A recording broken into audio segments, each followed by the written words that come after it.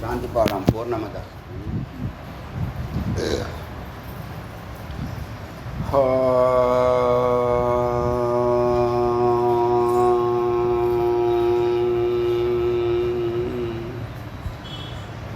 வெற்றிவேல் முருகனுக்கு ஏக குரு ஸ்ரீ ஸ்கந்த குருவே நம.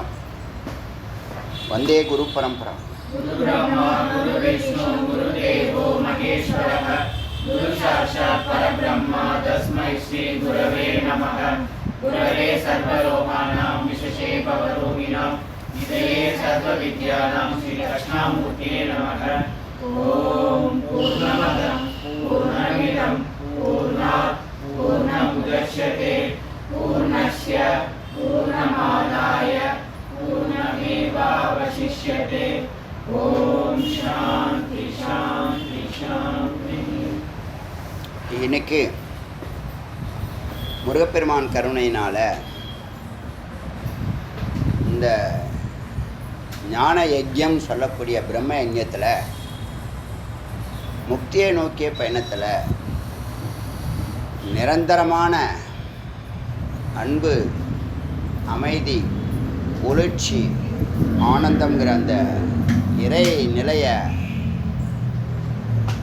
நிலையான வாழ்க்கையாக வாழ்வதற்கான ஒரு புள்ளி முக்தி என்று கூறப்படுகிறது. வாழும்போதும் வாழ்க்கைக்கு அப்பாலும் சதா ஆனந்த நிலை, திருப்தி நிலை, எங்கும் அன்பும் அமைதியும் ஆனந்தமும்,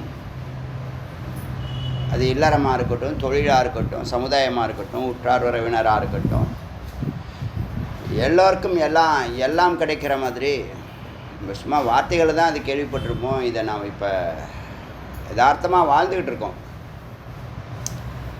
காரணம்னா பக்தி இருக்கிற எல்லாருக்கும் ஞானம் இல்லை. பக்தி எல்லாருக்கும் இருக்குது. 99% பக்தி இருக்குது. ஞானம் 5% கூட இல்லை. காரணம்னா ஞானத்தை பரப்பணுங்கிற ஒரு பெரிய கருணை பெரிய மகானுபாவுகள்கிட்ட இருக்க வேண்டியது இருந்திருக்கு. அதை அவங்க வரைக்கும் பயன்படுத்திக்கிட்டு அதோட பூர்த்தி செய்கிறாங்க, அதோட தன்னை முடிச்சுக்கிறாங்க. தான் இறைநிலைக்கு போகிறாங்க, ஜீவசமாதி ஆகிறாங்க, ஒரு மடம் உருவாகுது. அந்த மடத்தில்னா அவரை வழிபாடு செய்கிறாங்க, அன்னதானம் நடக்குது. நேற்று நாம் அந்த ஈசான்ய மடம் போனப்போ ஞானத்தை தேடி போகிறோம், சாப்பிடுங்கன்னு நம்மளை வற்புறுத்துகிறாங்க. சரி, சாப்பிட போகிறோம், சாப்பிடாம எங்கே போக போகிறோம்? சாப்பிட போகிறோம். ஆனால் வந்த வேலை நிறைவேறலையேன்னு ஒரு தயக்கம். இங்கே ஒரு மடம்னு சொன்னால் ஒரு வேதாந்தம் இல்லாத மடம். என்ன மடம் எதுக்கு? வேதாந்தம் சொல்லிக் கொடுக்கறதுக்கு, ஞானத்தை சொல்லிக் கொடுக்கறதுக்கு தான் மடம். அங்கே பூஜையும் மற்ற உபச்சரிப்புகளும் நடக்குது. அவர் எதை போதிக்க நினச்சாரோ, எதுக்காக அவர் 100 வருஷம் தபஸ் பண்ணாரோ, அந்த குருவனுடைய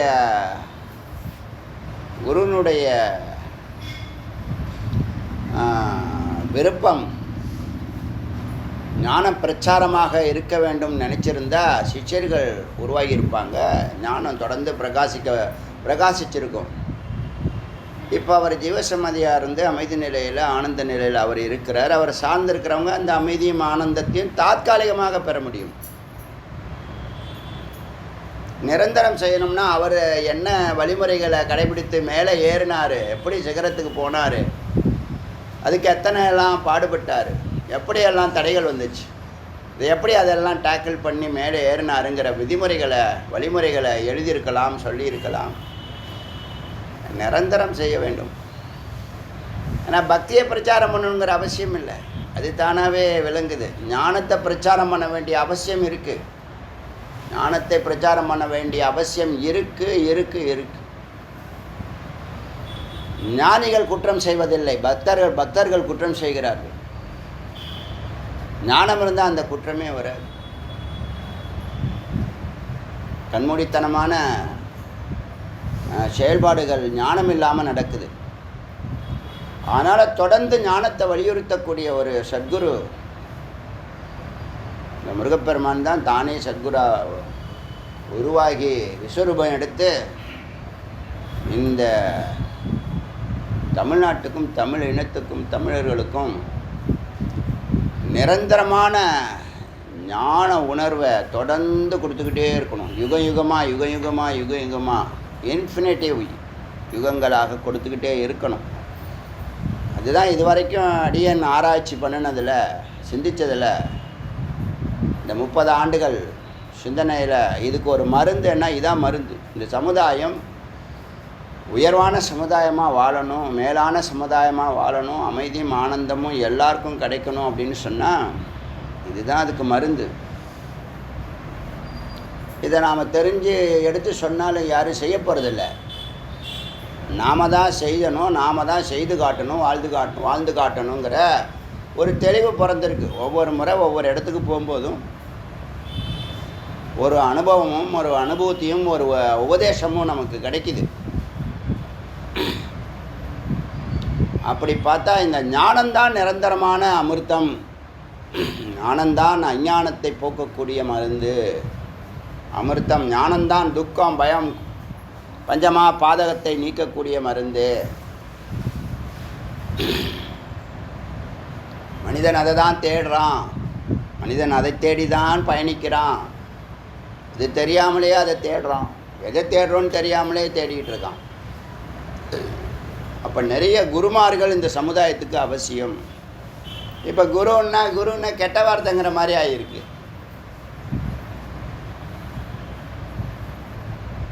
தப்பான விஷயங்களை ஹைலைட் பண்ணக்கூடிய இந்த மீடியாக்கள் உயர்வான காரியங்கள் அமைதியாக நடந்துகிட்ருக்கிறத யாருக்கும் தெரிவிக்கிறதில்ல. கேட்டால் மதம் அது இதுன்னு ஏதோ ஒரு மாற்று கருத்தை சொல்லி எப்படியோ இந்த கல்ச்சரை உடைக்கணும் அப்படிங்கிற ஒரு திட்டம் போட்டு சதி பண்ணிக்கிட்டு இருக்காங்க. பண்ணட்டும், அதுக்கெல்லாம் ஒரு தீர்வு பிறக்கும். அதை தாண்டி இந்த ஜீவன் அஞ்ஞானத்தில் பிறந்தாலும் சத்தியத்தை பிடிச்சு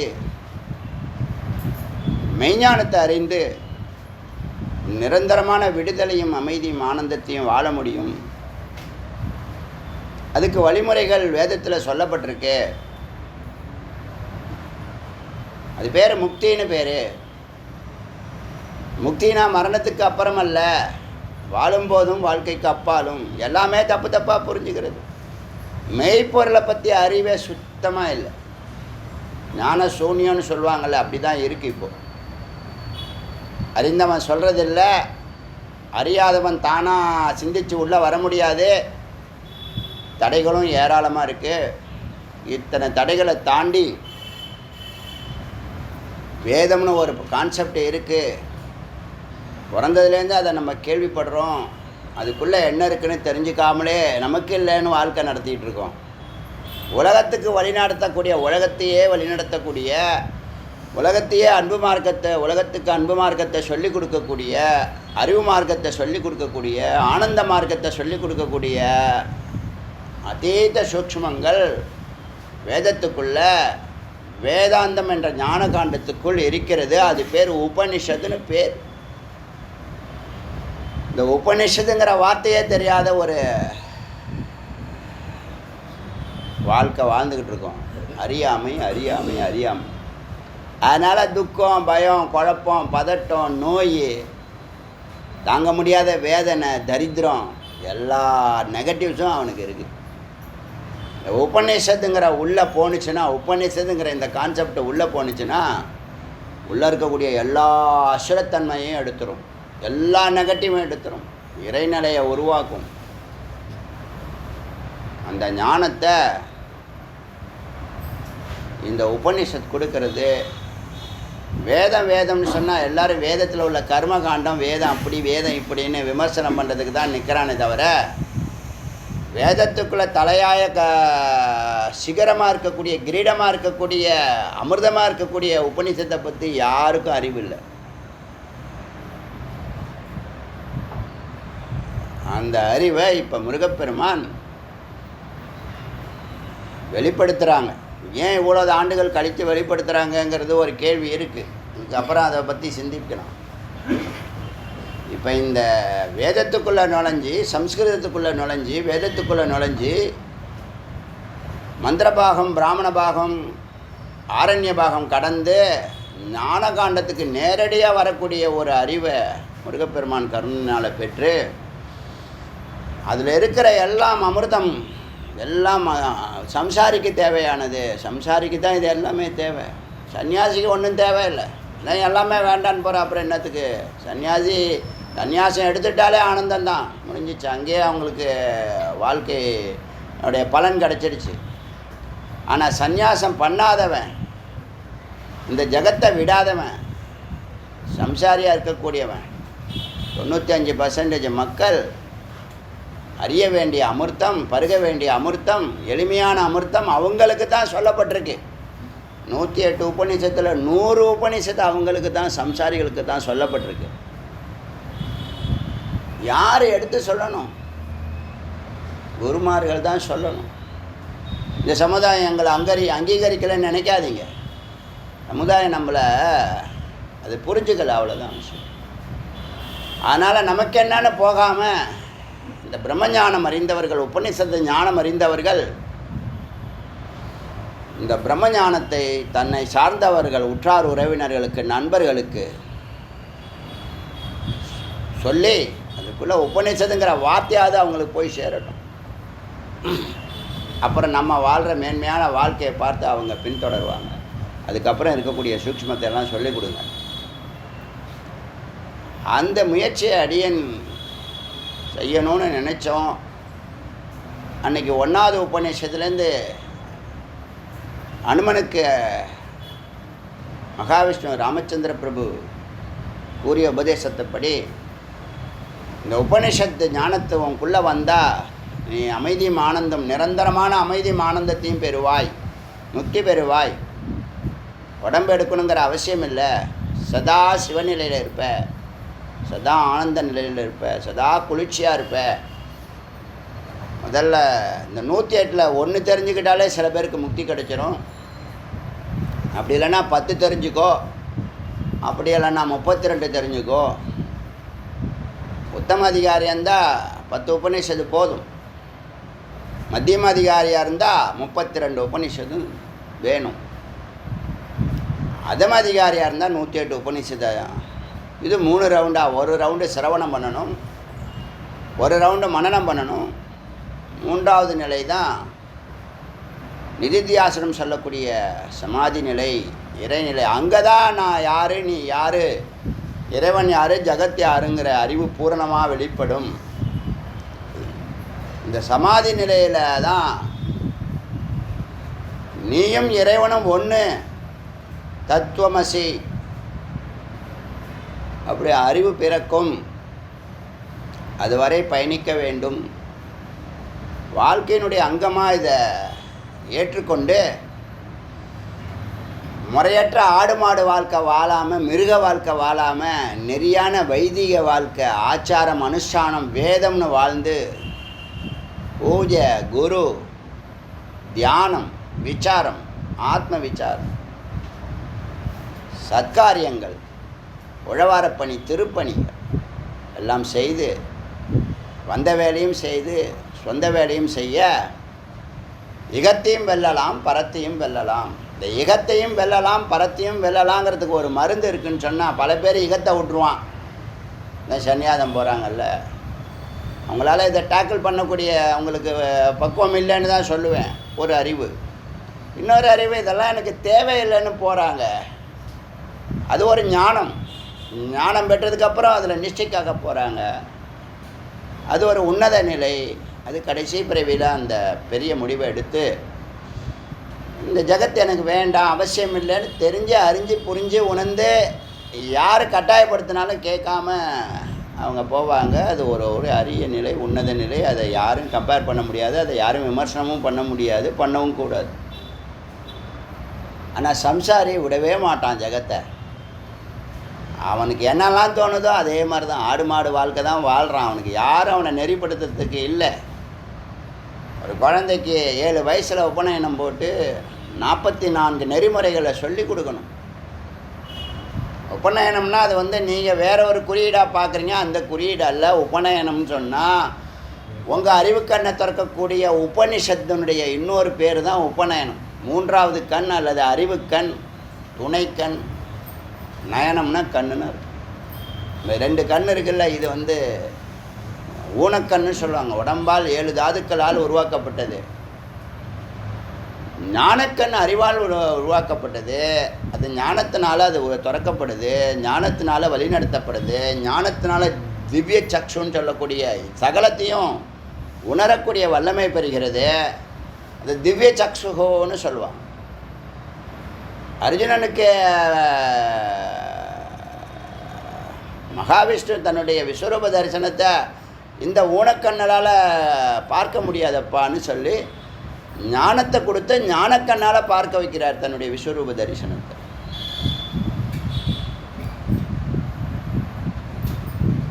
அதே மாதிரி இறைவனுடைய சொரூபம் சொல்லக்கூடிய அன்பு, அமைதி, குளிர்ச்சி, ஆனந்தம் தாண்டி ஒரு 10வது இடத்துல ஒரு வார்த்தை சொல்லியிருக்கோம். என்னது 10வது இடத்துல? பரோபகார்த்தம்.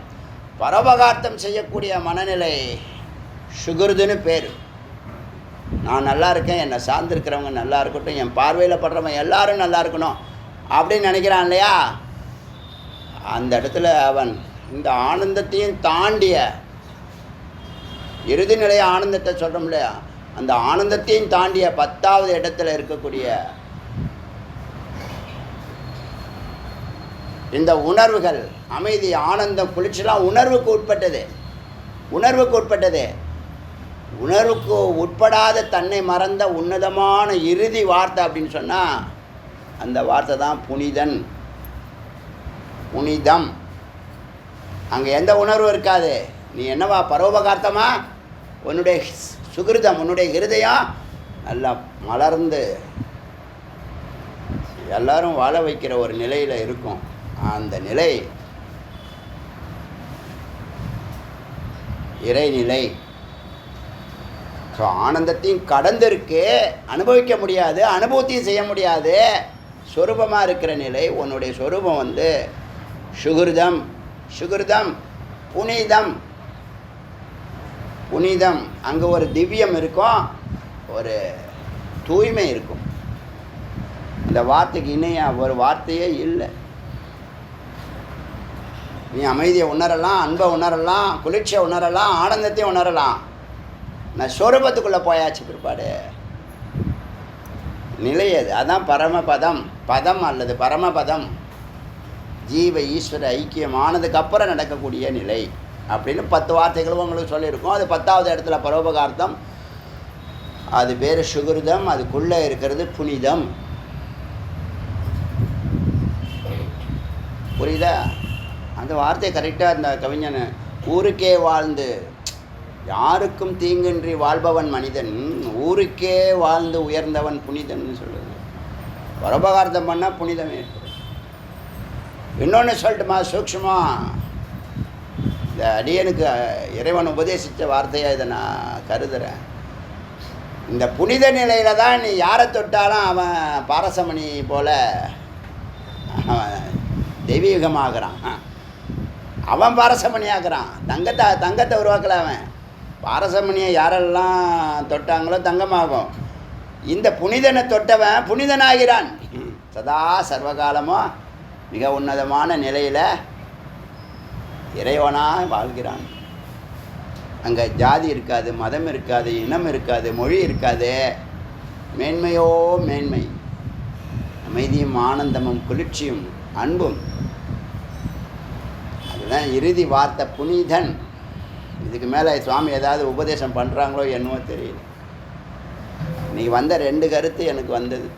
அண்ணாமலையார் பார்த்துட்டு வந்ததுக்கப்புறமா ஒன்று புனிதன்கிற வார்த்தையை வலியுறுத்துகிறாங்க. பல முறை பேசியிருக்கேன் புனிதன். இவ்வளோ ஸ்ட்ராங்காக வலியுறுத்தலை இந்த வார்த்தையை. சொல்கிற மாதிரி அது ஒரு நிலை தான். அது அங்கே உணர்வு எதுவுமே இல்லை. புனிதத்தில் எல்லோரும் நல்லா இருக்கணுங்கிற ஒரு உன்னதமான ஒரு உயர்வான ஒரு ஒரு ஒன்று இருக்கே. அங்கே தான் இறைவன் வாழ்கிறான். ஸோ அந்த நிலையில் நீங்கள் யாரை தொட்டாலும் அவங்க புனிதமாகறாங்க. அந்த நிலைக்கு சென்று நீங்கள் பரோபகார்த்தம் செய்யணும். அதுக்கு முன்னாடி ஆனந்த நிலை வரைக்கும் நீங்கள் அடையணும். இறைநிலை அடைந்து புனித நிலையை பெறணும் அப்படின்னு சொன்னால் இந்த பயணம் மெதுவாக வாழ்க்கையினுடைய அங்கமாக அறிந்து புரிந்து தெரிந்து உணர்ந்து எந்த வேகமும் இல்லாமல், எந்த போட்டியும் இல்லாமல், எந்த பொறாமையும் இல்லாமல், எந்த சிக்கல்லையும் சிக்காமல். இப்போ சொன்னால் இப்போ 108 உபநிஷத்தையும் நீங்கள் வந்து கேட்டீங்கன்னா உனக்கு முக்தி நிச்சயம்னு பரம்பொருள் சொல்கிறாரு, சும்மா இல்லை.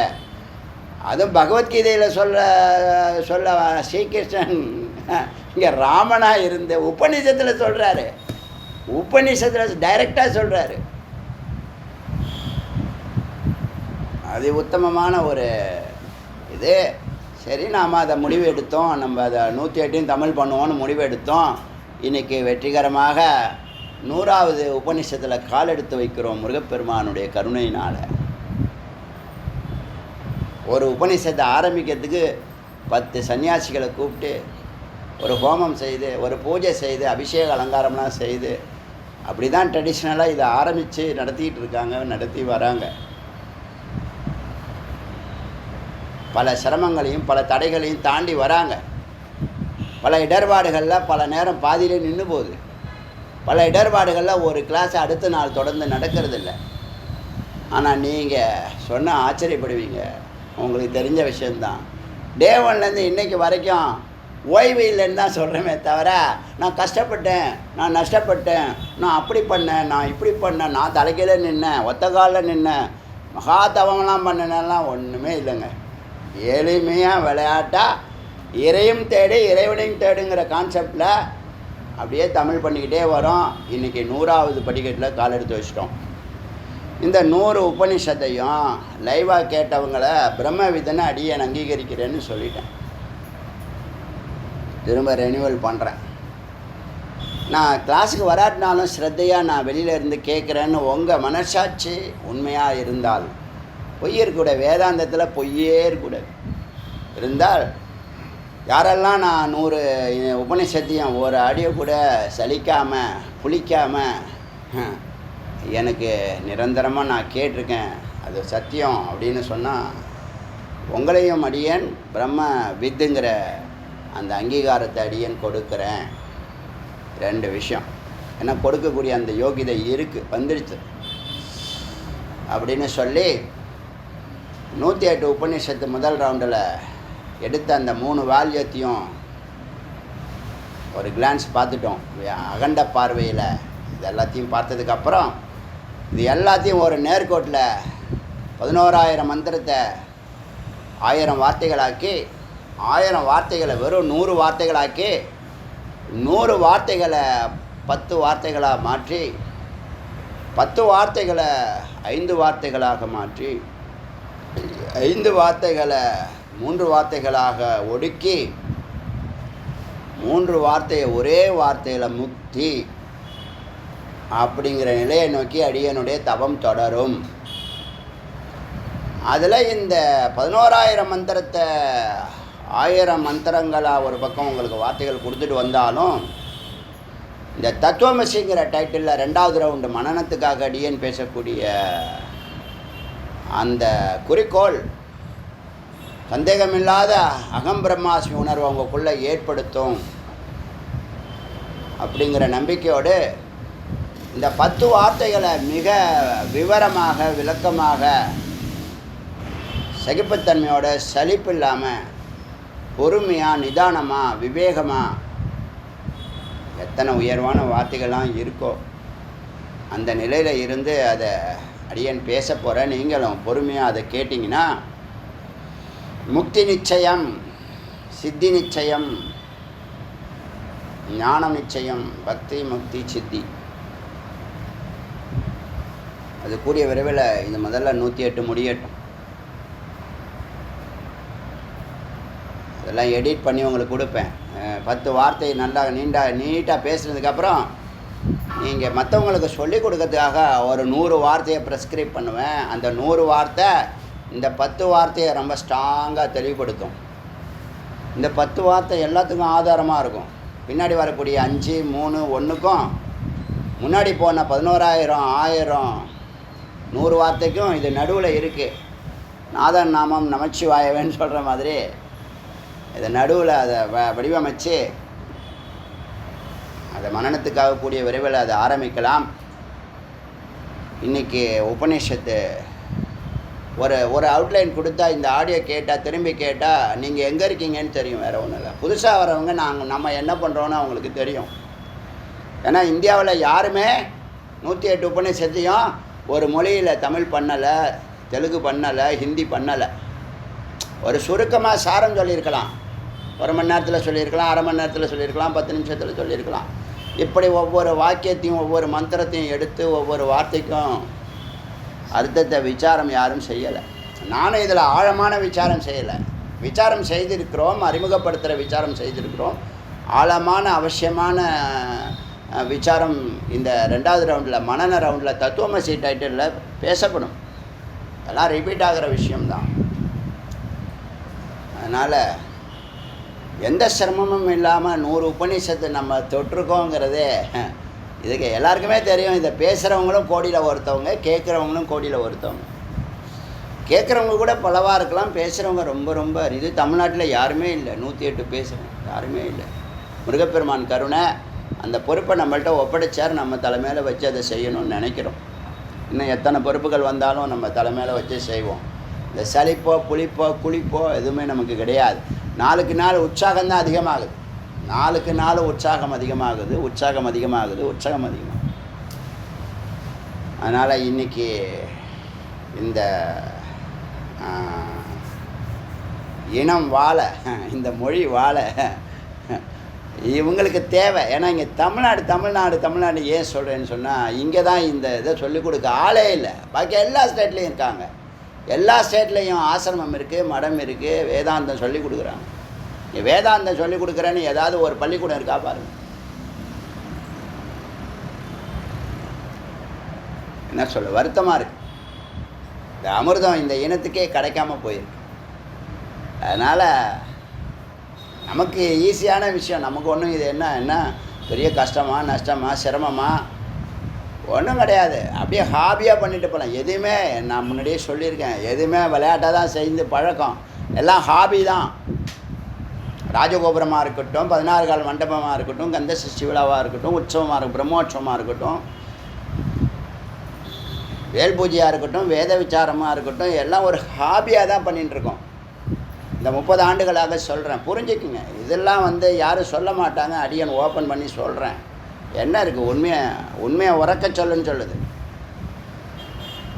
யார் எந்த விமர்சனம் பண்ணாலும் அதை பற்றி எனக்கு கவலை இல்லை. அதனால் உயர்வான ஒரு காரியத்தை அடியேன் இன்றைக்கி நான் செய்கிறேன்னா அதே மாதிரி தான் நீங்கள் அந்த பின்னாடி வரக்கூடிய சிஷ்யர்கள், இந்த சமுதாயத்துக்கு, இந்த இனத்துக்கு, தமிழ் தெரிஞ்ச எல்லாருக்கும், தாய்மொழி எது வேணாலும் இருக்கட்டும், தமிழ் தெரியுதா அவனுக்கு, இது புரியுதா, அவனுக்கு முக்தி கிடைக்குமா சொல்லிக் கொடு. எந்த பேதமும் பார்க்காத. உயர்வு தாழ்வு, ஆண் பெண், ஏழை பணக்காரன் எதுவும் பார்க்காத, சொல்லிக் கொடு. கேட்டானா சொல்லிக் கொடு.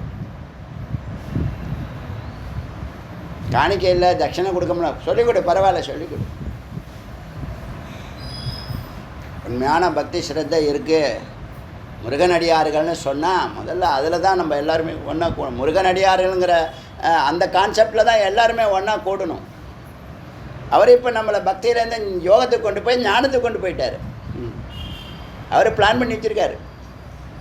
எல்லாம் பிளான் பண்ணி தான் நடக்குது. எப்பயுமே ஞானிகள் முக்காலத்தையும் பேசுவாங்க. இதே மகாவிஷ்ணு அர்ஜுனனுக்கு இந்த யுத்தத்தினுடைய விளைவை நீ பார்க்குறியப்ப அப்படின்னு கேட்குறாரு. யுத்தத்தினுடைய விளைவை இப்போ பார்க்குறியா? யார் ஜெயிப்பா யார் தோக்குறான்னு உனக்கு தெரியும், எனக்கு தெரியும், காக்கட்டுமா அப்படிங்க. அப்போ என்ன அர்த்தம்?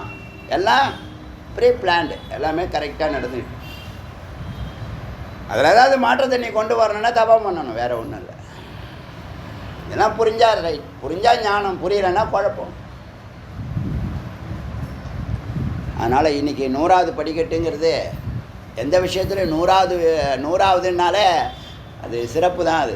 அதனால் ஒரு சிறப்புமிக்க உபநிஷத்தாக இது இருக்கட்டும் அப்படின்னு சொல்லி இந்த உபநிஷத்து பேர் அத்தியாத்ம உபநிஷத்து.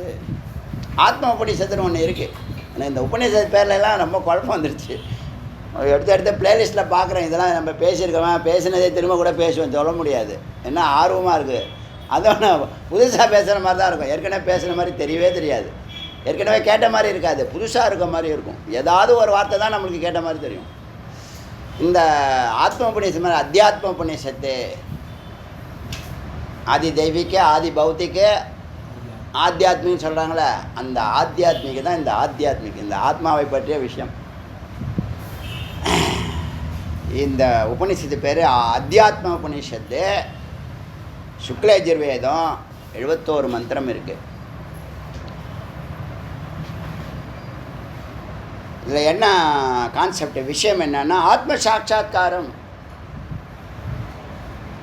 உன்னை நீ பார்க்கலாம். பார்க்கலாம்னா என்னது? உணரலாம்.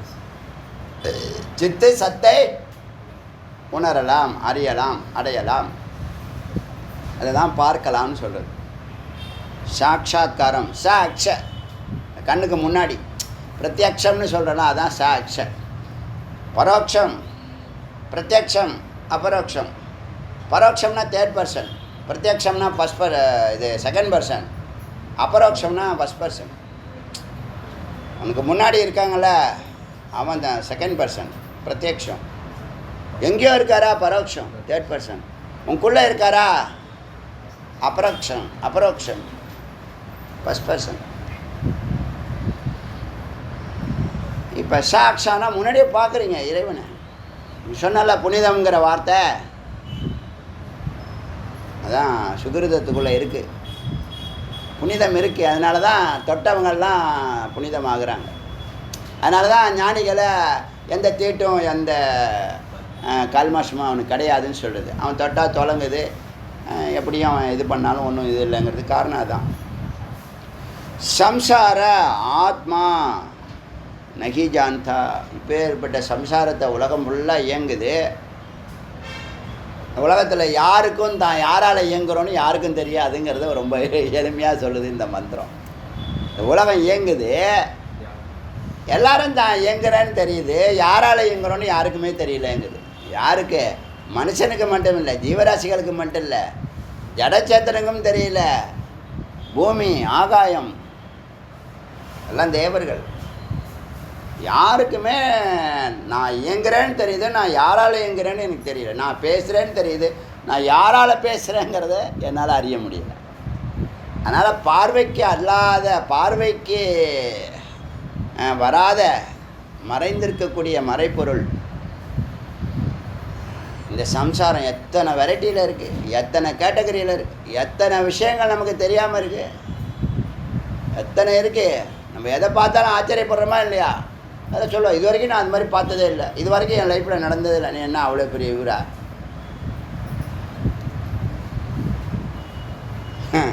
அதுபோல் சம்சார ஆத்மா, இந்த சம்சாரம் இயங்கக்கூடிய அந்த இறை பொருள் ஆத்மா அல்லது பரமாத்மா மீது கட்டப்பட்ட, வடிவமைக்கப்பட்ட, ஏற்றி வைக்கப்பட்ட சம்சாரம் தான் யாரால் இயங்குகிறோங்கிறத ஒரு நாள் கூட சிந்திக்காமல் அப்படிலாம் இருக்காங்க பாருங்கள். நம்ம யாரால் இயங்குகிறோம், எப்படி நம்ம பிறந்தோம், எப்படி வளர்ந்தோம், எங்கே இருந்து வந்தோம், எங்கே போக போகிறோம், எவ்வளோ நாள் இங்கே இருக்க போகிறோம், ஏன் அழுகுறோம், ஏன் தவிக்கிறோம், ஏன் சிரிக்கிறோம், என்னத்தை எடுத்துன்னு வந்தோம், என்னத்தை எடுத்துன்னு போக போகிறோம், எந்த சிந்தனையும் இல்லாமல் ஓடிக்கிட்டே இருக்கான் பாருங்கள். மடத்தனமாக இருக்கா இல்லையா?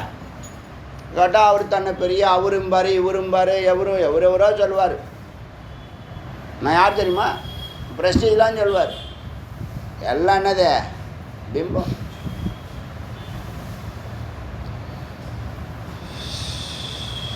சம்சாரம் ஆத்மாவை அறிவதில்லை. இதுதான் கான்செப்ட். சமாதியில் அறிய வேண்டியது.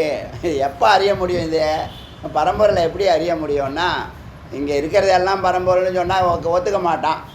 அவருடைய வேலை, அறிவு, சிற்றறிவை வச்சுக்கிட்டு அவர் என்னென்னமோ பேசுவார். அதனால் இது எப்போ அறிய முடியும்னா, இதெல்லாம் கடந்து, அதாவது இந்த தியானம் இருக்க, தியானத்தில் தியானமே பண்ணுறது பெரிய விஷயம். எப்படியோ குரு சொன்னாங்க, அது தியானம் அடிக்கடி சொல்கிறாங்க. 8 மணி நேரம் தூங்கு, 8 மணி நேரம் வேலை செய்யி, 8 மணி நேரம் தூங்கு தமோகுணம், 8 மணி நேரம் வேலை செய்ய ரஜோகுணம், 8 மணி நேரம் சத்துவகுணத்தில் தியானம் பண்ணு சொல்லியிருக்காங்க. இவ்வளோ வருஷத்துக்கு அப்புறமா இப்போ தான் நான் முயற்சி பண்ணுறேன். நான் தியானம் பண்ணால் நல்லா தூங்கிடுறேன், எப்போ தூங்குறேன்னே எனக்கே தெரியல அப்படின்னு சொல்கிறான்ல. உள்ள தமோகுணம் இருக்குதுன்னு அர்த்தம். லயம்னு பேர் அது. இப்போ நீங்கள் தியானம் பண்ணும்போது சூப்பராக தூக்கம் வருதுன்னா உள்ள இருட்டு எக்கச்சக்கமாக இருக்குது, அறிவே இல்லை உனக்கு, ஞான பிரகாசமே இல்லை. பிரகாசம் வந்தால் தான் லைட் ஆஃப் பண்ணி சொல்கிறாங்களே. சாப்பிடாமல் இருக்கும்போதே லைட் ஆஃப் பண்ணி சொல்கிறோம். சாப்பிட்டு கொஞ்சம் நேரம் சிந்திக்க வேண்டாமா, நாளைக்கு என்ன நடத்த போகிறோம், எப்படி நடத்த போகிறோம், என்ன அதெல்லாம் வீட்டிலலாம் அப்படி இருக்காங்களா கேட்டு பண்ண இருக்க மாட்டாங்க. நைட்டு 12 மணி தான் படுக்க, நான் அது வரைக்கும் தான் நோண்டின்னு இருப்பேன், இதை பண்ணுவேன், அது எனக்கு தூக்கம் வராதுங்கிறான். இங்கே வந்து வேனில் உட்காந்துக்கிட்டு லைட் ஆஃப் பண்ண நான் போய் இன்னும் 1250 ரூபா கட்டியிருக்கேன். டிரைவருக்கு ஃபோன் பண்ணுறாங்க, லைட் ஆஃப் பண்ணியா, அறிவே இல்லைன்னா அதுக்கு ஒரு ஆள் தூது ஒரு ஆள் போகிறான், கேட்டை திறந்துக்கிட்டு சிக்னல் சரியா இல்லை, நம்ம போய் சொல்லிட்டு வரேன். நீ தியானம் பண்ணால் லயமாகிறேன் தூங்குறேன்னு சொன்னால் உள்ளே இருட்டு இருக்குங்கிற அறியாமையை புரிஞ்சிக்க. அவ்வளோ அறியாமை இருக்குது உள்ள, கர்மம் முடித்தவனை. இவ்வளோ நாள் கண்ணை எப்படி உன்னை இறைநிலைக்கு கொண்டு போகிறேன்னா தூங்குறேங்கிறா சூனாப்பானா அப்படின்னு சொல்லிட்டு, அது தமோ குணம். குணம் அப்போ வெளிப்படுது. அந்த தூங்குற குணத்தை நீ தூண்டி விடுற, தூக்கத்துக்கே தூக்கத்தை கொடுக்குற நீ. சரி ஜி, அதை தாண்டி விழிச்சுக்கிறேன் ஜி, நான் இப்போ சாப்பிடாமலே தியானம் பண்ணுறேன், பண்ணி பாறேன், தூக்கம் வருதா எப்படி வருதுன்னு பார்க்குறேன். ப்ரைம் டைமில் பண்ணேன்னா கடைசி நேரத்தில் பண்ணுறது. கடைசி காலத்தில் போகிறப்ப சங்கரா போடுறோம்ல, சாகிறப்ப சங்கரான்னு சொன்னால் நேற்று ஒருத்தர் 97 வயசு வந்து இறைவனே நினச்சிக்கிட்டே இருக்கணும். எப்படி நினச்சிட்டு இருப்பான், வாழ்நாள் ஃபுல்லாக எங்கெங்கேயோ போய்ட்டு என்னென்னமோ பண்ணிவிட்டு எல்லா அயக்கத்தனமாக எல்லா அக்கிரமத்தையும் பண்ணிவிட்டு இப்போ எப்படி ஜபம் கை கூடும்? நல்லா இருக்கும் போல எங்கடா போய் தொலைஞ்ச? எங்களை மாதிரி உள்ளவங்க தவக்கலை மாதிரி கத்திட்டு இருக்கோம்ல. ஓங்காரம் சொல்லி தொலை, பிராணாயாமம் பண்ணி தொலை, 4 பேருக்கு நல்லதை பண்ணி தொலை, தான தர்மம் பண்ணி தொலைன்னு சொல்கிறோம். அப்போல்லாம் கேட்குறது. இப்போ ஒன்றுமே முடியாத நிலையை ஆகிப்போச்சு. ஈஸ்வரன் கருணை அங்கே ஒரு இடமாவது கொடுத்து அவன் படிக்க வைக்கணும். நல்லா இருக்கும் போது ஒழுங்காக இருந்தால் அப்படி படுப்பாங்களா? முதல்ல படுக்க மாட்டாங்க. ஆனால் நிறைய விமர்சனம் பண்ணலை. இதெல்லாம் யதார்த்தம். நீங்களும் அதே தான் பண்ணிகிட்ருக்கீங்க, ஆடு மாடு மாதிரி. அதை பண்ணாதீங்க, இது பண்ணுங்கள், மாற்றி பண்ணுங்க. அதை தாண்டி பசியோட நீ உட்காரு, நீ தியானம் பண்ணு. பசியோட உட்காரக்கூடாது தியானத்தில். பாதி தான் இருக்கணும், ஓவராக இருக்கக்கூடாது, கம்மியாக இருக்கக்கூடாது, பாதி இருக்கணும். பாதி அப்படி இருந்தால் நீ தியானம் கை கூடும். சரி, மனசு ரொம்ப அலையுதுச்சு, என்னென்னமோ பண்ணுது, அதுனா ரஜோகுணம். இப்போ நீ என்ன தமோகுணத்தை கடந்துட்ட, ரஜோகுணத்துக்கு வந்துட்ட. நல்லா புரிஞ்சுக்குங்க, ரஜோகுணத்துக்கு வந்துட்ட. அதுவே ஒரு பெரிய வெற்றி தானே. உட்காரன், தூக்கம் வரலஜி, முன்ன மாதிரி இல்லைஜி, நான் நிறையா மாறிட்டேன், நிறையா விஷயங்கள்லாம் இப்போ எனக்கு தெரியுது. நான் ரஜோகுணத்தை நிறைய விஷயங்கள் வருதுச்சு, எக்கச்சக்கமாக வருதுச்சு, என்ன பண்ணான்னு அலையுதுச்சு. இப்போ எல்லாம் அலையிட்டோம், அதான் ரஜோகுணம். அது உடைய போட்டோம். அது தியானம். அது வந்து ஒன்றா நிற்கிற நேரத்தில் டக்குன்னு உன் டைம் முடிஞ்சு போச்சுன்னு ஏந்து போயிடாத. நான் ஞாயிற்றுக்கிழமை ஸ்கூலுக்கு போன கதையாயிடும். 7 நாளும் போகிறேன்னு சொல்லிட்டு ஞாயிற்றுக்கிழமை அன்றைக்கி என்ன இன்றைக்கி வேல் பூஜை ஒருத்தனும் இல்லை அப்படின்னு கேட்குறான் அவன். நீங்கள் எதுக்கு ட்ரிப்புக்கு போனானுங்க அவனுங்களாம்? பாக்கி நாள் 29 நாள் வரமாட்டார் இவர். கரெக்டாக ட்ரிப்புக்கு போகிற அன்றைக்கி தான் பல பேருக்கு மூக்கில் வேர்க்குது, ஃபோன் அடிக்கிறது. நீங்கள் வேல் பூஜை இல்லையான்னு 8 மணிக்கு கேட்குறாங்க காலையில். ஆனால் என்ன பண்ணுறது, நாம் செங்கல்பட்டு தாண்டி போயிட்டு இருப்போம்.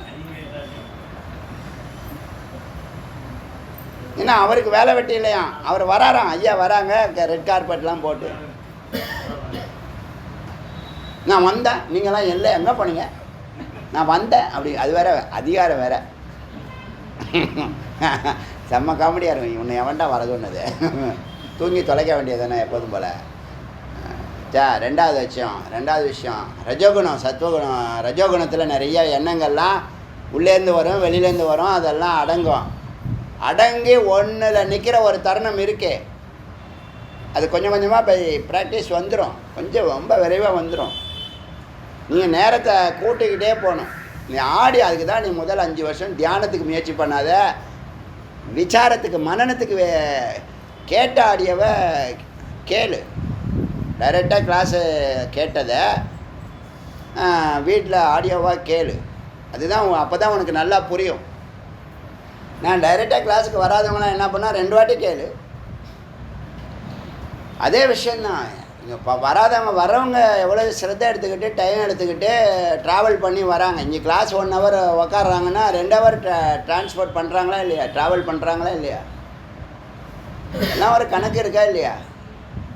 நீ உனக்கு அதே நேரத்தில் 3 ஆடியோ கேட்கலாம். அவங்க 3 மணி நேரம் செலவு பண்ணி ஒரு ஆடியோ ஒரு லைவ் கிளாஸ் கேட்குறதுக்கு நீ 3 ஆடியோ கேட்கலாமே, அருமையாக. இன்னும் அந்த யோகா இன்னும் பிடிக்கல உங்களை இன்னும் பிடிப்படுச்சுன்னா டெய்லி 3 ஆடியோ நிச்சயமாக கேட்பீங்க. ஒரு பாயிண்ட் போட்டோம். அப்போ ஒன்றில் நிற்கிற நிலை வரும். அதுங்க தான் சத்துவகுணம், அமைதி பெறுவாய். தியானத்தில் சத்துவகுணம். அப்புறம் தன்னை மறக்கிற நிலை, அந்த சத்துவகுணம் தொடர்ந்தால் ஏக நிஷ்டையாக இருக்கிற சதா அந்த சத்தில், அதான் அசையாத நிலை, அதுதான் நிஷ்டை, அதுதான் சமாதி. அங்கே தான் 0 ஆகுது, அங்கே தான் எண்ணங்கள் 0 ஆகுது, பிராணன் 0 ஆகுது, மனம் இல்லாத நிலை ஆகுறது, இறைநிலையில் இருக்கிற அதுதான் என்னது சமாதி. அதுதான் என்னதுன்னா குணாதீதம், குணம் கடந்த நிலை. இப்போ நான் சொன்னல, இந்த ஜீவசமாதி ஆகிறவங்கெல்லாம் தன்னுடைய லட்சியத்தை பூர்த்தி பண்ணி அவங்க ஜீவசமாதி ஆகிடுறாங்க.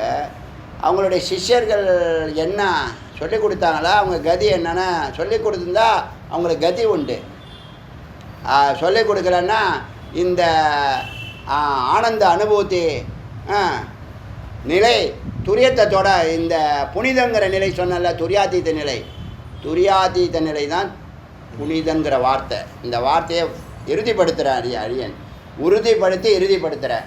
துரியாதீதம் அப்படிங்கிற ஒரு நிலை இருக்குன்னா அங்கே தான் சர்வாத்ம பாவம் வரும். எல்லாரும் நல்லா இருக்கணுங்கிற எஃபர்ட் எடுப்பான். அந்த நிலை தான் புனிதன். அற்புதமான வார்த்தை. எந்த அனுபூதியும் இருக்காது, அமைதியும் ஆனந்தம் எல்லாம் கலந்த நிறைந்த நிலை, பரோபகார்த்தத்தை விரும்பும் நிலை.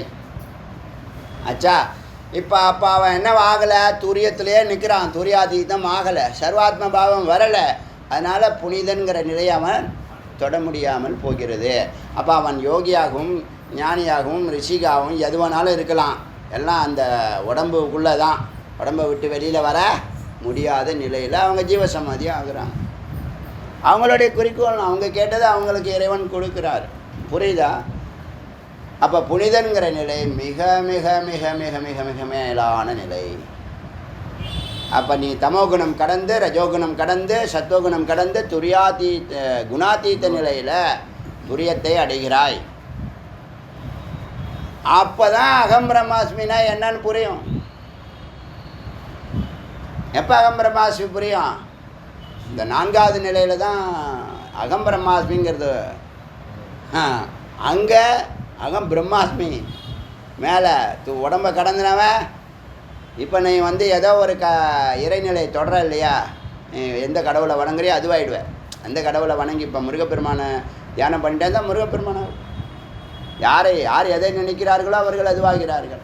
இந்த துரியாதீதம் இருக்குல்ல, பிரம்மஸ்வரூபம் எல்லாமாகிறோம். எல்லா இறைவனும், எல்லா கடவுளும், எல்லா தேவதைகளும், எல்லா கிண்ணர்களும், எல்லா லோகங்களும் எல்லாம் ஒன்றில் ஒடுங்குது. ஒன்றுலேருந்து தான் எல்லாம் வெளில வந்திருக்குல்ல, எல்லாம் ரிப்பீட்டாக ரிவர்ஸில் உள்ளே போகுது, வெளியில் வந்தது எல்லாம். அந்த நிலை தான் பிரம்மாஸ்மி, அகம் பிரம்மாஸ்மி. அச்சா, அப்போ சமாதியில் அறிய வேண்டிய விஷயத்த நீ சம்சாரத்தில் அறியலான்னு பார்க்குற. பொய்யில் போய் மெய்யை தேடுற, தவறு. சமாதியில் அறிய வேண்டியதை ஒரு பூஜ்ய நிலையில், ஒரு 0, ஒரு அகங்காரம் விட்ட நிலையில் அறிய வேண்டியதை சம்சாரத்தில் அறிய முடியாது. அங்கு எப்படி இருக்கு? அங்கு ஏகரசம், சாந்தம், அதன் ஸ்வரூபம். நிர்விகல்ப சமாதியை, அந்த நிலையை தர்ம மேகம்னு சொல்லுவாங்க. இந்த வார்த்தை எழுதிங்க, தர்ம மேகம்.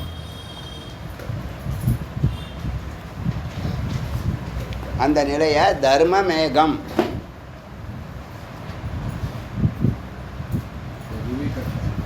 நிர்விகல்ப சமாதி, துரியாதீத நிலை.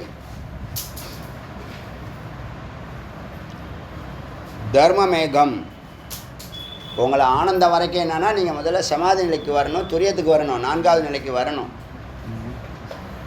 ஆனந்த நிலை அடைஞ்சதுக்கப்புறம் நீங்கள் பரோபகார்த்தங்கிற 10 துரியாதீதத்தை பிடிக்கணும், புனித நிலையை நீங்கள் பெறணும். புரியுதா?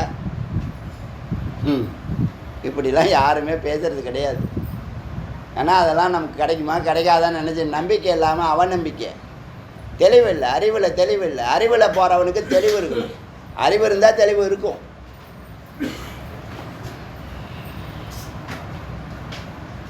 நிர்விகல்ப சமாதியை தர்மமேகம் என்று கூறுகிறோம். இவ்வளோ சூக்ஷ்மமாக இருக்காஜி இருக்கே. ஆனால் எல்லா கதவையும் குரு உபநிஷத்துங்கிற சாவியை வச்சு திறக்கிறார். கவலையே பட வேணும். சாமானியர்களுக்கு மூடப்பட்ட கதவை, பாமரர்களுக்கு மூடப்பட்ட கதவை, சம்சாரிகளுக்கு மூடப்பட்ட கதவை குரு உபநிஷத்து என்ற சாவியை வைத்து திறக்கிறார். திறக்கிறார் திறக்கிறார்.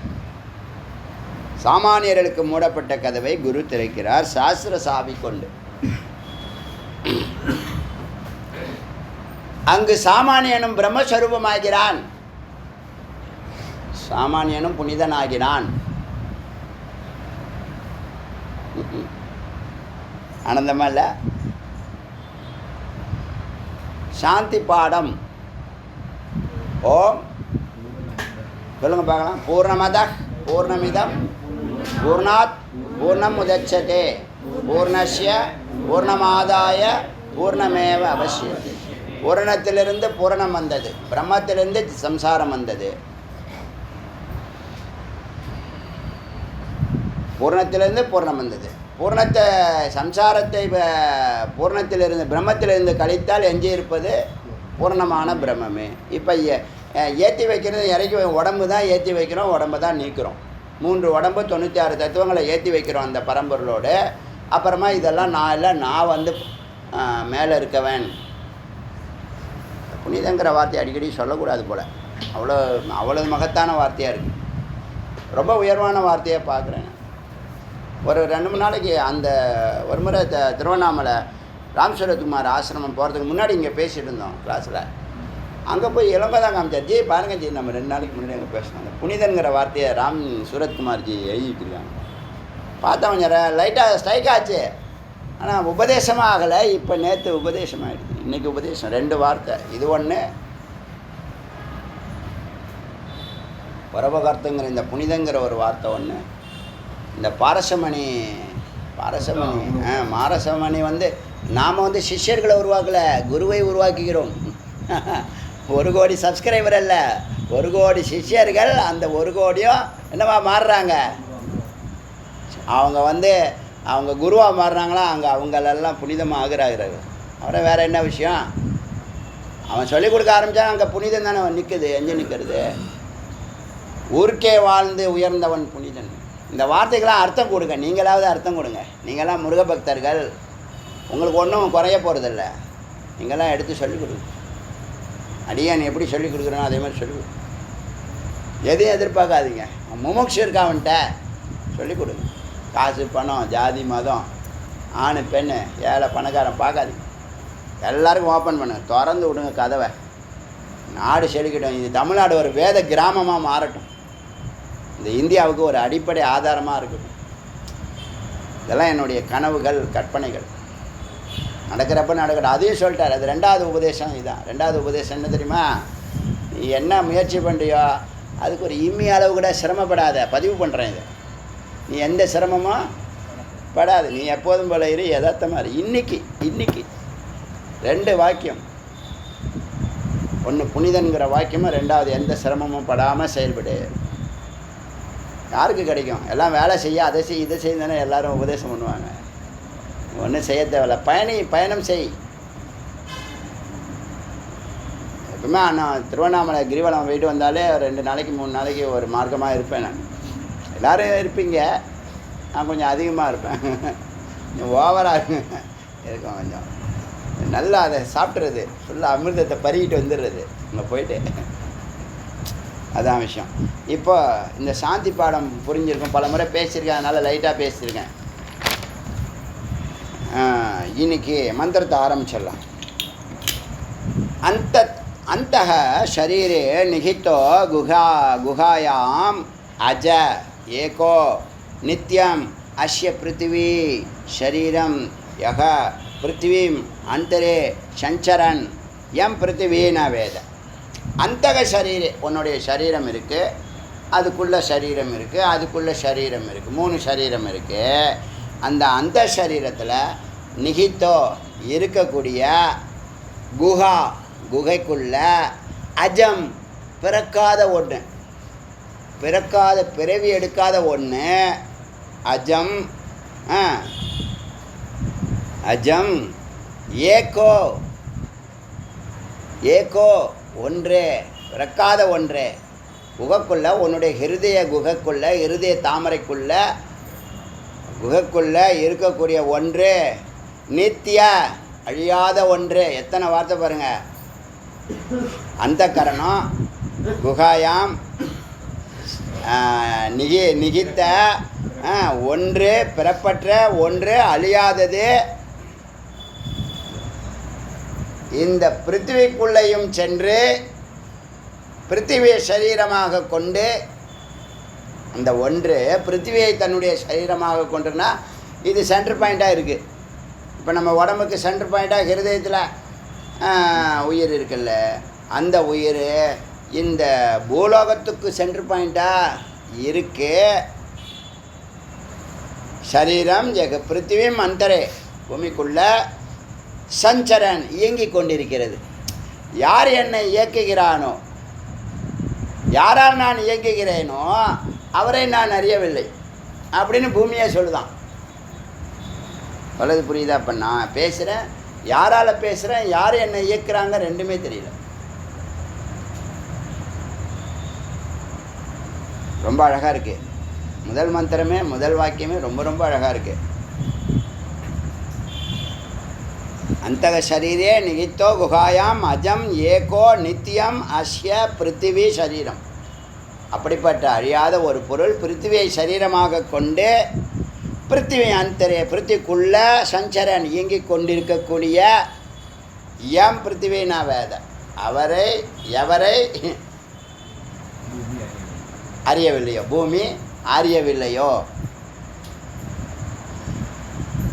அதே மாதிரி தான் ஷாபக, நீருக்குள்ளேயும் சரீரம் யோ அப்பா அந்தரே, நீருக்குள்ளே போய் சஞ்சரன் அதை இயங்குது, அதை இயக்குது, அதை இயக்குது, தன்னை இயக்குது. யாரால் இயங்குற, யார் என்னை இயக்குறா, அந்த 2 விஷயத்தையும் நான் வேத. ஆப்பக நீர் அறியவில்லை. எஸ்ய தேஜக அக்னி, சரீரம் எஸ் ஜோ அந்தரே சஞ்சரன், உள்ளே சஞ்சரம் பண்ணி இயக்கிக்கிட்டு இருக்கே. எம் தேஜோ நான் வேத, எவரை தேஜம் அக்னி அறியவில்லையோ. எஸ்ய வாயு, எதனால் வாயு சரீரமாக, வாயுவே சரீரமாக. யோ வாயு மந்திரே, வாயுக்குள்ளே நுழைந்து சஞ்சரன் சுற்றி கொண்டு இருக்கக்கூடியது, இயக்கி கொண்டு இருக்கக்கூடிய எம் எவரை வாயு ந வேத, வாயு அறியவில்லையோ. எஸ்யம் ஆகாஷக சரீரம், ஆகாஷ சரீரம் பிரம்மம் சொல்லுவோம் இல்லையா, பிரம்மத்துக்கு ஆகாயம் சரீரம் சொல்லுவோம் இல்லையா, அந்த ஆகாயத்துக்குள்ளே நுழைஞ்சு ஆகாச மந்திரே சஞ்சரன், ஆகாயத்துக்குள்ளே சஞ்சரம். எதுக்கு திரும்ப திரும்ப படிக்கிறேன்னா, இதே மாதிரி வாயு காட்டில் பண்ணிருக்கு அப்படின்னு சொல்லிட்டு போகலாம். அவங்க எழுதியிருக்காங்கள்ல மந்திரத்தை, ரிஷிகள் எழுதியிருக்காங்களே, நமக்கு ஒரு வாட்டி படிக்கிறதுல என்ன கேடு, கேட்குறதுல என்ன கேடு. சொன்னதையே திருப்பி திருப்பி சொல்லுது மந்திரம்னா. உனக்கு தெரியுமா? இப்போ நீ சொல்ல பார்க்கலாம். யக ஆகாச மந்திரே சஞ்சரன். எனக்கு இது யார் சொல்லிக் கொடுத்தா தெரியுமா? சங்கரர் தான் சொல்லிக் கொடுத்தாரு. இந்த டெக்னி இந்த விவேக சூடாமணியில் வச்சு செஞ்சார் பாரு என்ன. அடாடா, என்னுடைய சகிப்புத்தன்மையை சோதிச்சிட்டார். ஒரே விஷயம் திருப்பி திருப்பி திருப்பி திருப்பி சொல்லுவார். அட்டி மேலே அடித்து சம்மட்டியால் அடித்து தங்கத்தை வைரமாகிடுவார். அந்த மாதிரி ஞானம். எஸ்ய ஆகாஷக சரீரே ஆகாசமந்தரே, ஆகாய சரீரத்துக்குள்ள ஆகாயத்துக்குள்ள சஞ்சரன் நுழைந்து இயக்கக்கூடிய எம ஆகாஷோன வேத, ஆகாயமும் அறியவில்லை அவர். எஸ்ய மனக சரீரம் யோ மனோ அந்தரே சஞ்சரன், எந்த உடம்புக்குள்ள மனம் இருந்து அந்த மனதுக்குள்ள நுழைஞ்சு மனதை இயக்குகிறதோ என் மனோன வேத, எதனை மனம் அறியவில்லையோ. எஸ்ய புத்தி சரீரம் யோ புத்தி அந்தரே சஞ்சரன், புத்தியை சரீரமாக எடுத்துக்கொண்டு புத்திக்குள்ளே நுழைந்து புத்தியை புத்தி இயங்குவதுமாக இருக்கிறதோ அந்த புத்தி இந்த உயிரை, அந்த உயிர் எது அது உயிர் ஆத்மா, உயிரை வேத அறியவில்லை. எஸ்ய அகங்காரம், இது ஒராது மந்திரம் தான், ஒரு மந்திரம் தான், நிறைய இருக்குது, கிட்டத்தட்ட 8 மந்திரத்துக்கு சமம். ஒன்றே 4 பாட்டாக பிரிச்சிருக்கேன்.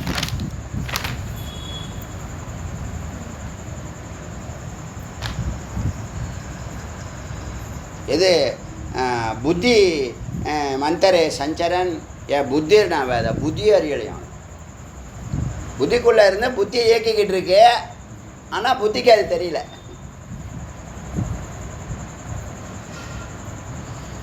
எஸ் அகங்காரக ஷரீரே யோ அகங்காரம் அந்தரே, அடுத்தது அகங்காரத்தை சரீரமாக எடுத்துக்கிட்டு அகங்காரத்துக்குள்ளே நுழைஞ்சு அகங்காரத்தை தூண்டி விட்டு அதை இயக்கிக்கிட்டு இருக்கு. யாரால் இந்த அகங்காரம் செயல்படுதோ அகங்காரம்னா வேத, அது அந்த பரம்பொருளை அந்த ஆத்மாவை அறியவில்லை.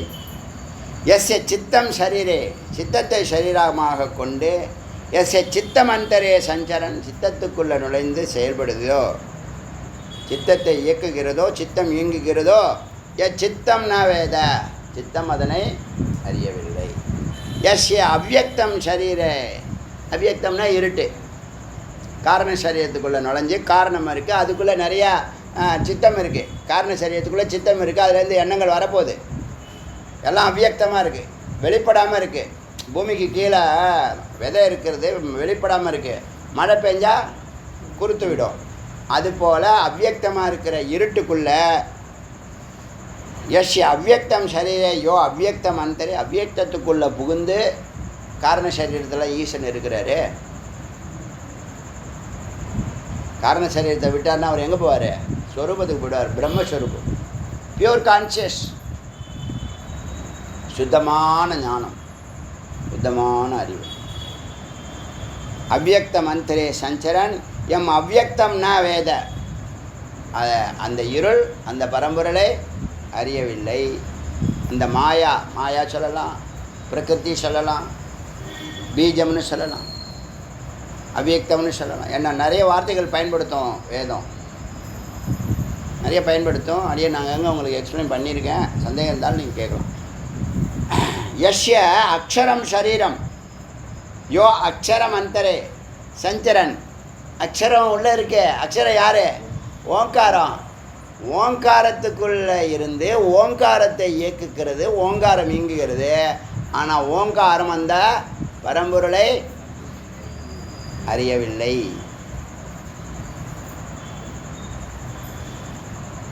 அடுத்தது யஸ்ய மிருத்யு சரீரம் யோ மிருத்யு அந்தரே யமன், யமன் மரணம் சொல்லலையா, மரணத்துக்குள்ளே இருந்து மரணத்துக்கு அதிபதியான யமனை இயக்கக்கூடிய ஒன்றை எந்த யமன் அறியவில்லையோ, யமனை இயக்குகிறது, யமன் இயங்குகிறான், ஆனால் யமன் அறியவில்லை. மிருத்யுனா வேத. அப்போ அவங்களுக்கும் யாருக்குமே என்னது, எல்லாரும் தன் கர்மா உண்டிலே கர்மாலே இருக்காங்க, கர்மகத்திலே கிடக்கிறான்லாம், கர்மம் பிடிச்சவன். எப்போ பார்த்தாலும் வேலைன்னு சொல்கிறானா இல்லையா? ஒன்றுமே இல்லை, ஒரு வேலையும் இல்லை, ஆனால் வேலைங்கிறான், லேட்டாக வரான். உதாரணம்னா நான் சொல்ல உங்களுக்கே தெரியும்.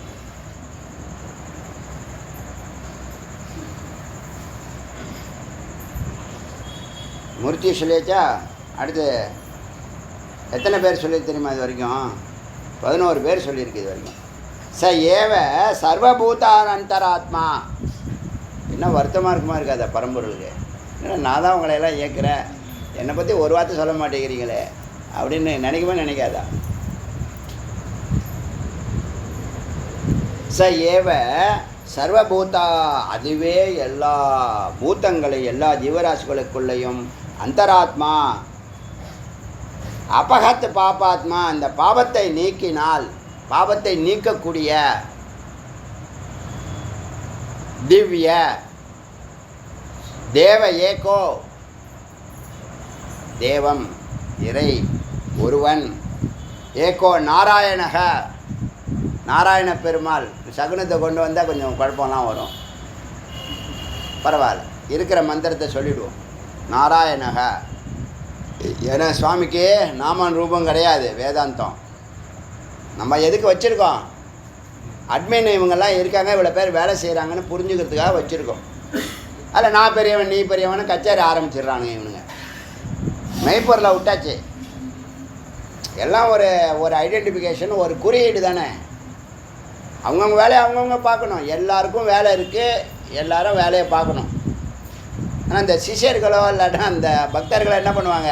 எங்கள் குரு தான் பெரிய லாடு லபக்தாஸு, எங்கள் சாமி தான் பெரிய சாமி அப்படின்னு என்ன பண்ணுறது? சிண்டை முடிஞ்சு விட்டுறது. சிண்டை முடிஞ்சு விடுறதுன்னு என்ன தெரியுமில்ல? அந்த காலத்தில் எல்லாருக்கும் சிண்டு இருக்கும், பின்னாடி கட்டி விட்டுறது. ஏந்துக்கும் போது வெடுக்கு வெடுக்குன்னு இது சண்டை போட்டு யாரா கட்டி விட்டதுன்னு, அதான் சிண்டை முடிஞ்சு விடுறது. நான் எக்ஸ்பிளைன் பண்ணுறேன், உங்களுக்கு தெரியாதுல்ல. சில பேர் கொளுத்தி போடுவாங்க. பொழுதுபோக்குக்கு என்ன பண்ணுறது? அப்படியாப்பா இப்படி நடந்துச்சுப்பா அப்படி நடந்துச்சுப்பா, அந்த குடும்பமே நாசம், சர்வநாசம், சத்தியநாசம், சர்வநாசம். ஒரு குடும்பத்தை அமைக்கிறது எவ்வளோ கஷ்டப்படுறா கடவுள், இவன் வந்து கொளுத்தி போடுறான். எல்லாம் ஈக்குவலாக இருக்காங்க, ஆணு பெண்ணு.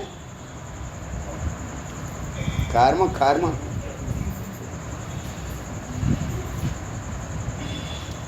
அபகத்து பாப்பாத்மா, பாவத்தை நீக்கக்கூடிய ஒரு பரம்பொருள் திவ்யோ. இந்த புனிதன்னு சொன்னல, அதை சுற்றி திவ்யம் இருக்கும்.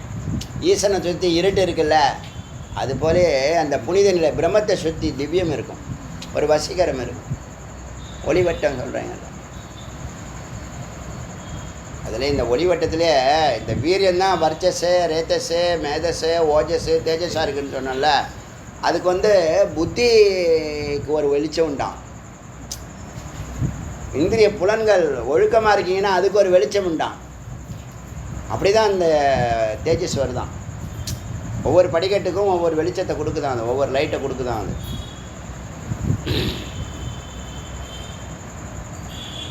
அகம் அமேத்தி யோ பாவோ, நான் எனதெல்லாம் விட்டுருப்பா. தேக அக்ஷயாத் அவனாத்மன, தேகம் முதலிய நான் எனதுங்கிற அகங்காரத்தை எல்லாம் விட்டு, அத்தியாசோ, இதெல்லாம் அத்தியாசம், சூப்பர் இம்போசிஷன். 96 தத்துவங்களும் நான் எனதெல்லாம் கூட பிம்பமேன்னு புரிஞ்சு, அத்தியாசோ பிம்பமேன்னு புரிஞ்சு, அயம் நிரஸ்தவ்யோ விதுஷா, நான் பிம்பமே, இந்த பிம்பத்தை கடந்த ஒருத்தவன் இருக்கிறேன் என்று அறிபவன். இந்த 96 பிம்பமே என்று அறிபவன், 96க்கு அப்பால் ஒன்று இருக்கிறது என்று அறிந்தவன். விதுஷா, விதுஷா பண்டிதன், ஞானம் பெற்றவன். பிரம்மம் நிச்சயம், பிரம்மம் நிச்சயா, பிரம்ம நிச்சயாகிறான், சத்தில் பொருந்திக்கிறான். இப்போ 96 விட்டான். 96 பிம்பம் ஆபாசம் அத்தியாசம் இதெல்லாம் சூப்பர் இம்போசிஷன், இதெல்லாம் கடந்து எது சத்தோ அதை நிற்கிறேன்னு சொல்லிட்டு பிரம்ம நிச்சயா, பிரம்மத்தில் நிற்கிறான். ஒரு மந்திரம் முடிச்சிருக்கோம். ஒரு மந்திரமே இவ்வளோ பெருசாக வந்திருக்கு, பரவாயில்ல. இது வரைக்கும் இருக்கட்டும், சத்து நாளைக்கு பார்க்கலாம். அருணாச்சல சிவ அருணாச்சல சிவ அருணாச்சல சிவ அருணாச்சல அருணாச்சல சிவ அருணாச்சல சிவ அருணாச்சல சிவ அருணாச்சல அருணாச்சல சிவ அருணாச்சல சிவ அருணாச்சல சிவ அருணாச்சல திவேல் முருகனுக்கு